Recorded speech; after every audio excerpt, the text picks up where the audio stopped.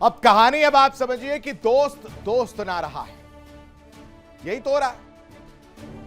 Trump ने Netanyahu को खूब खरी खरी सुनाई, कह रहे कि पागल हो चुके हो तुम, मैं ना होता तो तुम जेल में होते।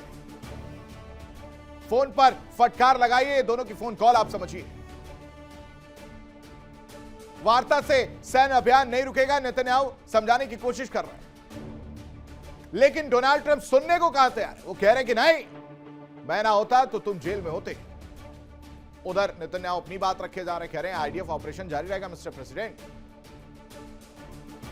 तनाव फिर से बढ़ता हुआ नजर आ रहा है, हाई अलर्ट पर तनाव इस वक्त। वार्ता से सैन्य अभियान नहीं रुकेगा, आईडीएफ ऑपरेशन जारी रहेगा, ये कहानी कही जा रही, और ये सब कुछ फोन कॉल पर।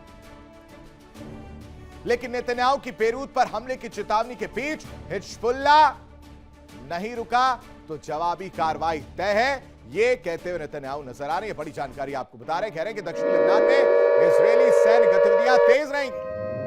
लेबनान सीमा पर तनाव चरम पर है दर्शकों, और यह तनाव कम होने की बजाय और ज्यादा बढ़ता हुआ नजर आ रहा है। हालांकि पहल की गई, डोनाल्ड ट्रंप ने समझाने का प्रयास किया है, लेकिन नेतन्याहू नहीं मान रहे। कह रहे हैं कि अगर हिजबुल्लाह की तरफ से अटैक होते रहे, हिजबुल्लाह की तरफ से हमले होते रहे, तो जवाबी कार्रवाई तय है, हम हमला करते रहे। इजरायली सैन्य गतिविधियां इस वक्त तेज है, लेबनान सीमा पर तनाव देखने को जो है वो मिल रहा है। लेकिन इन सब के बीच एक बड़ी जानकारी आपके साथ साझा कर रहा हूं। देखिए कि चीन का परमाणु सुपर एयरक्राफ्ट कैरियर प्रोजेक्ट जो है वो तेज हो चुका है, ये बड़ी खबर है। शिपयार्ड में युद्ध स्तर पर निर्माण जारी है।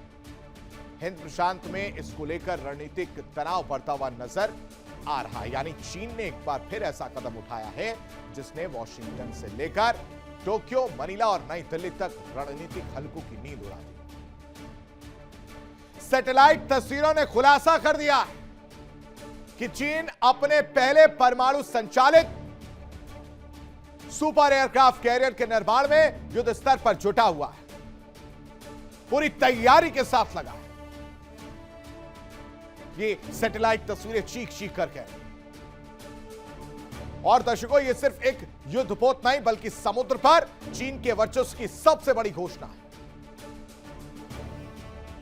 हिंद प्रशांत में ड्रैगन राज की तैयारी चल रही है। दक्षिण चीन सागर का समुद्री किला समझने की जरूरत है, क्योंकि ड्रैगन की महासागरीय महत्वाकांक्षा निकलकर सामने आ रही है, और इस महाअभियान से डोनाल्ड ट्रंप परेशान हो सकते हैं। चीन के परमाणु दैत्य से दुनिया में खौफ है।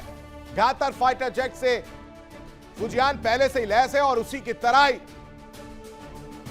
ये बनाया जा रहा है।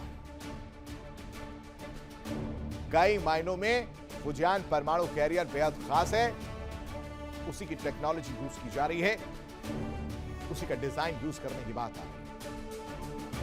सीधे सीधे ड्रैगन अमेरिका की बादशाहत को चुनौती दे रहा है। परमाणु सुपर कैरियर से अब पूरा गेम बदलता हुआ नजर आएगा, इसकी तैयारी चल रही है। रिपोर्ट देखिए।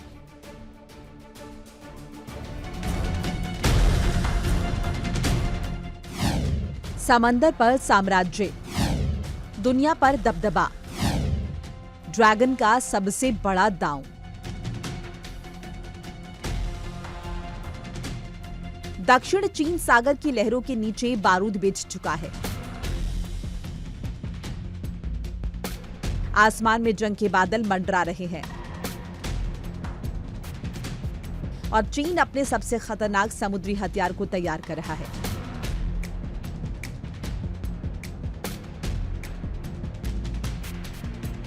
जालियान शिपयार्ड से आई ताजा तस्वीरों ने साफ कर दिया है कि बीजिंग अब सिर्फ सीमा सुरक्षा नहीं बल्कि समुद्रों पर बादशाहत चाहता है। चीन का पहला परमाणु सुपर कैरियर तेजी से आकार ले रहा है, और यही जहाज आने वाले सालों में हिंद प्रशांत की ताकत का समीकरण बदल सकता है। फुजियान पहले चीन की नौसैनिक ताकत का प्रतीक बन चुका है, लेकिन अब जो परमाणु दैत्य तैयार हो रहा है वो फुजियान से भी कई कदम आगे होगा। परमाणु ऊर्जा से लैस, लगभग असीमित ऑपरेशन क्षमता और समुद्र में महीनों तक तैनात रहने की ताकत, यानी ऐसा चलता फिरता युद्ध किला जो हजारों किलोमीटर दूर बैठकर भी दुश्मन पर हमला बोल सकता है। चीन का मकसद साफ है कि अमेरिका की समुद्री बादशाहत को चुनौती देना। अमेरिकी रक्षा रिपोर्ट कहती है कि 2035 तक चीन 6 और एयरक्राफ्ट कैरियर शामिल करना चाहता है। अगर ऐसा हुआ तो ड्रैगन के पास कुल 9 विमान वाहक पोत होंगे, यानी प्रशांत महासागर से हिंद महासागर तक हर बड़े समुद्री रास्ते पर चीन की मौजूदगी। इस परमाणु सुपर कैरियर पर चीन के सबसे घातक हथियार तैनात होंगे। J-35 stealth fighter, J-15T air superiority jet, J-15D electronic warfare aircraft और KJ-600 अर्ली वार्निंग सिस्टम। मतलब ये सिर्फ विमान उड़ाने वाला जहाज नहीं होगा, बल्कि समंदर में तैरता हुआ वॉर रूम होगा जो दुश्मन की हर गतिविधि पर नजर रखेगा और पलटवार करेगा।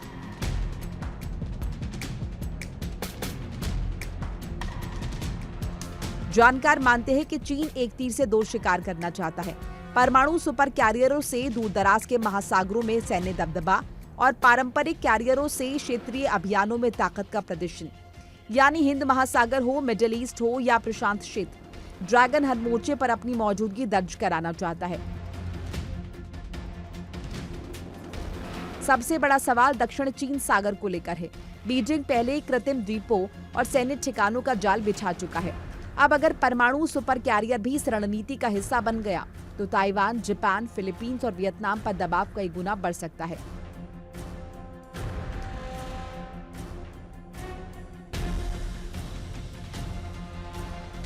दिलचस्प बात यह है कि जिस समय अमेरिका का अत्याधुनिक कैरियर कार्यक्रम तकनीकी चुनौतियों और देरी से जूझ रहा है, उसी समय चीन रिकॉर्ड रफ्तार से अपने समुद्री हथियारों का विस्तार कर रहा है। यानी ड्रैगन अब जमीन नहीं, समंदर को अपना अगला रणक्षेत्र बना चुका है। परमाणु दैत्य, सुपर कैरियर की शक्ति और हिंद प्रशांत पर कब्जे की महत्वाकांक्षा। चीन का यह नया समुद्री खेल सिर्फ जहाजों की दौड़ नहीं है, बल्कि दुनिया की अगली महाशक्ति बनने की लड़ाई है। सवाल है कि क्या हिंद प्रशांत में ड्रैगन राज का नया अध्याय शुरू हो चुका है और क्या दुनिया एक नए समुद्री शीत युद्ध की तरफ बढ़ रही है। Bureau report, India daily. और इस बीच वर्ल्ड वॉर ब्रेकिंग, जापान का चीन पर सीधा हमला। चीन सैन्य विस्तार छुपा रहा है। इंडो पैसिफिक में टकराव का खतरा इस वक्त मंडराता हुआ नजर आ रहा है। एशिया में शक्ति संतुलन का संकट बढ़ चुका है। ये बड़ी खबर आपको बता रहे हैं। एशिया में बढ़ते तनाव के बीच ये खबर है, जहां जापान का चीन पर सीधा हमला देखने को मिल रहा है। जापान ने सीधे सीधे उस तंज का जवाब दिया है जहां पर चीन ने कहा कि नए सैन्य विस्तार किए जा रहे हैं जापान, और इसको लेकर चीन ने भी पलटवार पर जापान ने जवाब दिया। कह रहे कि भाई साहब, आप खुद ऐसा काम कर रहे हैं, आप सैन्य विस्तार कर रहे हैं जिसे आप छुपा रहे हैं। आप हैं जो हर चीज को छुपाकर काम कर रहे हैं, हम ऐसा नहीं कर रहे। और इन सब की वजह से इंडो पैसिफिक में टकराव का खतरा तेज होता हुआ नजर आ रहा है। शक्ति संतुलन का संकट देखने को मिला। मतलब चीन उधर अमेरिका को तो परेशान कर ही रहा है, टेंशन दे रहा है, ईरान की मदद करके टेंशन दे रहा है, और दूसरी तरफ ताइवान वाले मुद्दे पर अगर हम बात करें, अमेरिका को मुंह खानी पड़ी। उन्हें लगा कि मान मुनव्वल से चीन मान जाएगा, लेकिन ऐसा हुआ ही नहीं। कार्यक्रम में पहुंचे, सबकी मीटिंग्स हो रही हैं, सब बातें कर रहे हैं। इस दौरान चीन ने तंज कसा, लगा कुछ बोलेंगे नहीं जापान। गफलत में चीन था, लेकिन जापान ने पलटवार कर दिया। सीधा सीधा कहा कि चीन जो है वो अपनी सैन्य विस्तार को छुपा रहा है,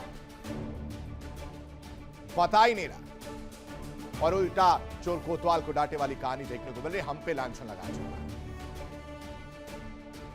ऐसे में एशिया में बढ़ते तनाव के बीच जापान ने पहली बार चीन को उसी की भाषा में करारा जवाब दिया। जिस भाषा में चीन समझता है उसी भाषा में उसे समझाया गया है जापान के द्वारा। इस पूरी इनसाइड स्टोरी को आप समझिए। सिंगापुर की बात, सिंगापुर के शांग्री ला डायलॉग में जापान के रक्षा मंत्री पहुंचे हुए थे। इधर से चीन की तरफ से भी रक्षा मंत्री ने चीन की उस सोच पर सीधा हमला बोल दिया जिसमें बीजिंग जापान को नया सैन्यवादी राष्ट्र बताता रहा। जापान का सवाल साफ है कि परमाणु हथियार जिनपिंग साहब आपके पास है, तो मुझ पे क्यों तंज कस रहे? स्ट्रेटेजिक बॉम्बर तुम्हारे पास है, मुझ पे क्यों तंज कस रहे? सैन्य विस्तार का काम तुम कर रहे हो, फिर सैन्यवादी हम कैसे हो गए? यह उस तंज का जवाब है जिसमें बीजिंग जापान को नया सैन्यवादी राष्ट्र कह रहा था। उसी सवाल का जवाब दिया गया, उसी तंज का जवाब दिया गया कि परमाणु हथियार तुम्हारे पास है, स्ट्रेटेजिक बॉम्बर तुम्हारे पास है, सैन्य विस्तार तुम कर रहे हो, फिर सैन्यवादी हम कैसे हो? और दर्शकों, इस बयान ने पूरे इंडो पैसिफिक में नई बहस को तेज कर दिया, नई बहस छेड़ दी। ड्रैगन की टोक्यो की दो टूक आप देखिए। जापान सीधा सीधा वार करता हुआ नजर आया, सैन्यवाद के आरोपों को पूरी तरह से खारिज किया। परमाणु को लेकर जापान ने चीन को जवाब दिया है कि आपके पास परमाणु हथियार है, स्ट्रेटेजिक बॉम्बर है, फिर सैन्यवादी जापान कैसे हो सकता है? और इस पूरे सैन्य विस्तार वाले मामले पर चीन जो है वो घिरता हुआ नजर आया, या यूं कह लीजिए कि अपने घुटनों पर थोड़ा सा बैकफुट पर वो नजर आया जापान के साथ। रक्षा मंत्री शिंजिरो कोइजुमी का यह जवाब सुर्खियां बटोर लेती।